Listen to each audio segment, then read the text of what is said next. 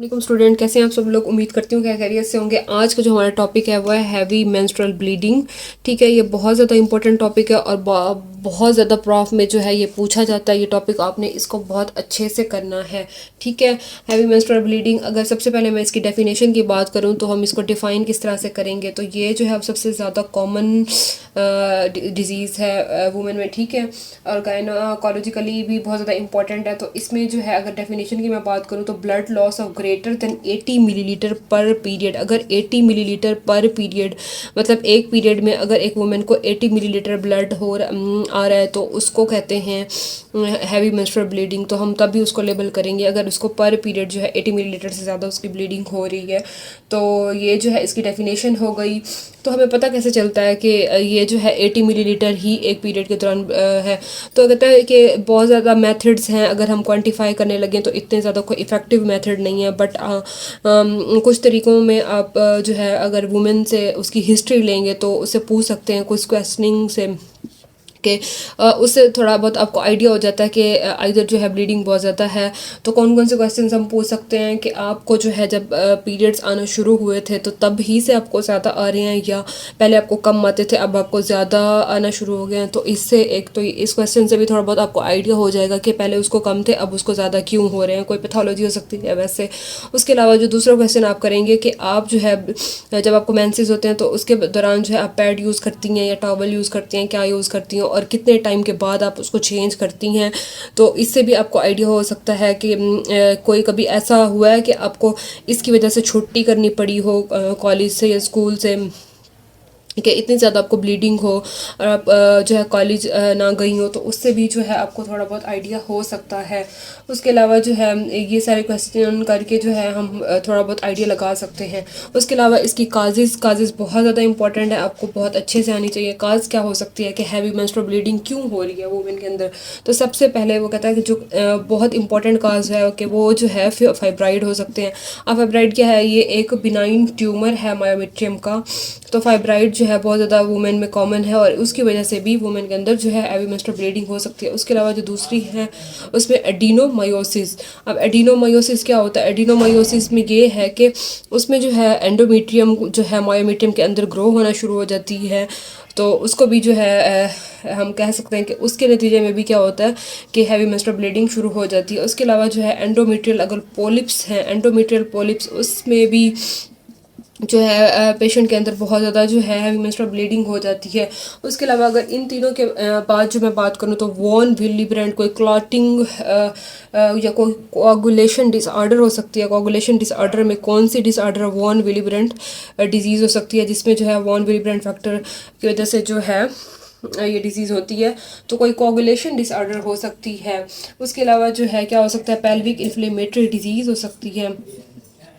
Pelvic inflammatory disease जो है ये भी काज करवा सकती है। उसके अलावा जो है कोई थायराइड डिजीज़ हो सकती है। तो हमने थायराइड फंक्शन टेस्ट और थायराइड की हिस्ट्री भी लेनी है पेशेंट में, और उससे जो है हैवी मेंस्ट्रुअल ब्लीडिंग होने के चांसेस बहुत ज़्यादा होते हैं। उसके अलावा वो खातून जो कि इंट्रायूट्राइन डिवाइसेस यूज़ कर रही हो या इंट्रायूट्राइन कंट्रासेप्टिव डिवाइसेस, तो उनमें भी बहुत ज़्यादा चांसेस हो सकते हैं कि हैवी ब्लीडिंग होना शुरू हो जाए। या तो अगर सबसे लास्ट में क्या हो सकता है कि एंडोमेट्रियल कार्सिनोमा हो सकता है। एंडोमेट्रियम के अंदर ही अगर कैंसर हो जाए तो उससे भी जो है ब्लीडिंग बहुत ज़्यादा हो सकती है। तो ये सारी बेटे क्या हो गई, काजेज़ हो गई। आपने बहुत अच्छे से याद रखनी है। फाइब्राइड, एडिनोमायोसिस, एंडोमेट्रियल पॉलिप्स हो सकते हैं, कोई कोगुलेशन डिसऑर्डर हो सकती है, कोई पेल्विक इन्फ्लेमेटरी डिजीज़ हो सकती है, थायराइड डिजीज़ हो सकती है, एंडोमेट्रियल कार्सिनोमा हो सकता है। तो तब ही हैवी मेंस्ट्रुअल ब्लीडिंग उसको कहेंगे। उसके अलावा अगर मैं इन्वेस्टिगेशंस की बात करूँ तो क्या क्या हमने जो है इन्वेस्टिगेशंस करवानी है इस तरह की अगर हमारे पास वुमेन आती है। तो सबसे पहले हम फुल ब्लड काउंट जो है वो बहुत ज़्यादा इफेक्टिव टेस्ट है, जिसमें जो है हमें अंदाज़ा हो जाता है। हम तकरीबन तमाम ख़वातीन को ही रेकमेंड करते हैं। उसके अलावा जो है स्क्रीनिंग से भी हम थोड़ा बहुत लगा सकते हैं अगर कोगुलेशन स्क्रीन करें।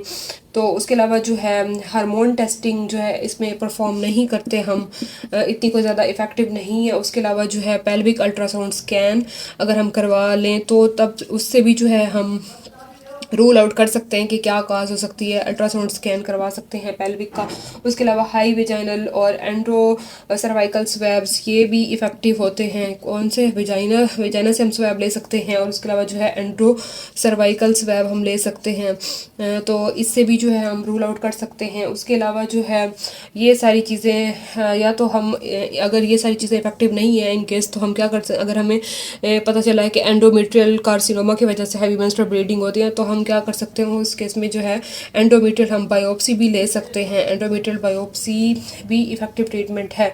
उसके अलावा जो है हम क्या करवा सकते हैं, TFTs करवा सकते हैं, थायराइड फंक्शन टेस्ट करवा सकते हैं अगर इन केस कोई थायराइड की पेशेंट है या उसकी वजह से उसमें जो है हैवी मेंस्ट्रुअल ब्लीडिंग है। उसके अलावा हार्मोन फंक्शन टेस्ट करवा सकते हैं। तो ये सारी चीज़ें भी बहुत ज़्यादा इफेक्टिव होती हैं इन्वेस्टिगेशन में। उसके अलावा जो है हिस्ट्री और एग्जामिनेशन से भी हम अपना डायग्नोसिस कंफर्म कर सकते हैं।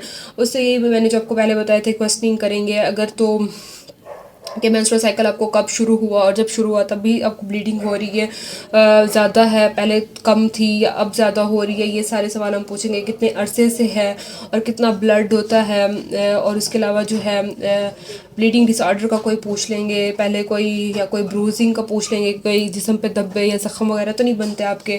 अगर उसको कोई यूरिनरी कंप्लेन आ रही है उसकी, तो उससे भी जो है हम फाइब्राइड वगैरह को रूल आउट कर सकते हैं।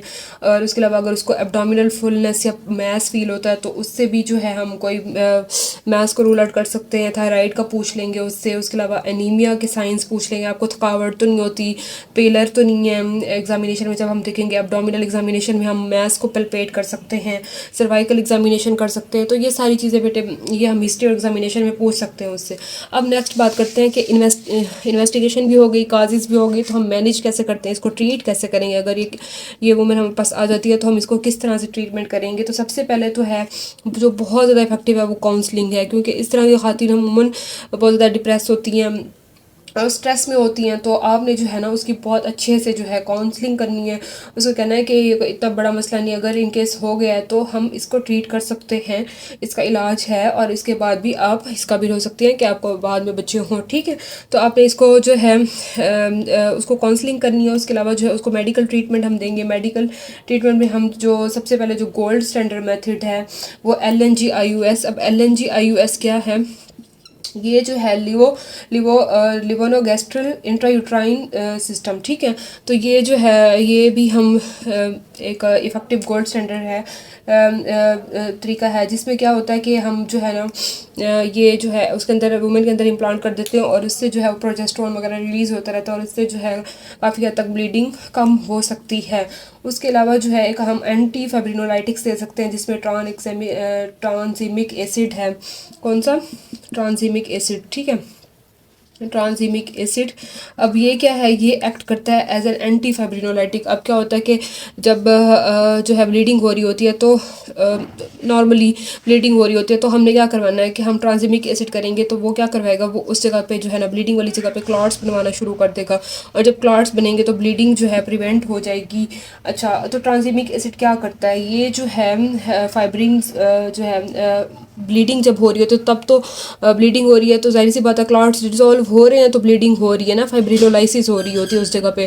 फाइब्रिनोलाइसिस को जो है ये ट्रांजिमिक एसिड जाके इनहिबिट कर रहा होता है। जब ये इनहिबिट करेगा तो वहाँ उस जगह क्लॉटिंग होना शुरू हो जाएगी और ब्लीडिंग जो है वो प्रिवेंट हो सकती है। तो ये ट्रांजिमिक एसिड बहुत ज़्यादा इफेक्टिव है। उसके अलावा जो है गोनेडोट्रोफिन रिलीजिंग हार्मोन एगोनिस्ट्स भी, ये भी कुछ हद तक इफ़ेक्टिव होते हैं, और ये भी LH और FSH को इनहिबिट करके आपको कुछ हद तक मेंस्ट्रुअल ब्लीडिंग में इफ़ेक्टिव हो सकते हैं। उसके अलावा जो है अगर मैं बात करूँ तो ओके जी, उसके बाद जो है हम उसको क्या देंगे, उसको नॉर्थिस्टीरोन देंगे, वो 15 mg पर डेली देंगे, और साइक्लिकल फॉर्म में देंगे उसको। 6 डे से लेके 26 डे ऑफ मेंस्ट्रुअल साइकिल हम उसको ये कॉन्टीन्यूसली देंगे, ये वाली टैबलेट। ठीक है, उसके अलावा जो है मेडिकल तो हमारा हो गया। उसके बाद हम सर्जिकल ट्रीटमेंट की अगर मैं बात करूँ तो हम उसको सर्जिकली भी ट्रीट कर सकते हैं। तो सर्जिकल ट्रीटमेंट में जो सबसे पहला जो है वो है एंडोमेट्रियल एब्लेशन। ठीक है, एंडोमेट्रियल एब्लेशन ये भी एक इफेक्टिव ट्रीटमेंट है सर्जिकल। उसके अलावा जो है